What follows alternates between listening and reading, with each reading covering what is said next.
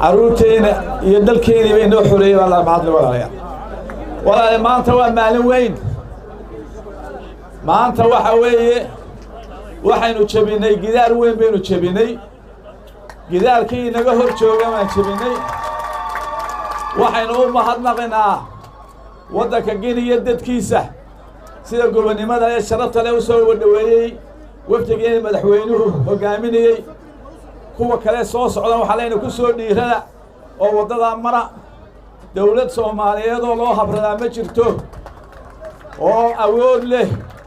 oo dal qura ka qaadan karta tallaabo ay wax ku yeeli karto Soomaaliya dawladdi ma jirto laba dal baynu ahayn Soomaaliland iyo Soomaaliya labadii dal midna wuu jiraa midna waanu dhisi doonaa insha Allah ta'ala inaga u gurman doona insha Allah ta'ala haddaan reer Soomaaliland nahay waxaynu wax ku dhisanay midnimo isku tanaasul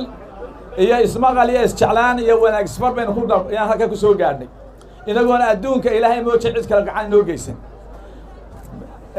markaan maanta halka joognana xornimadeena iyo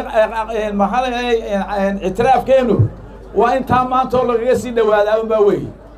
waxaan leenahay madaxweynaha maanta waxa weeye dadkeenu cirka u maraya uu midaysan yahay waxayna madeeyay cadaawada iyo xasidka dadka Soomaaliya qaarkood ma Soomaaliya dhamaan ma aha dadka waa in yar baa weeye kala reeba dadka kala reeba oo kala barta waa in yar oo maanta ma fiil Soomaaliya fadhiisatay weeye waxa leeyahay madaxweynaha maanta war farxad sheeg doorashadii sheeg commissionkii sheeg wixii cadawga halkaas ku shubayay halkaas maanta umadu aan midnimada halkaas ka wada soconno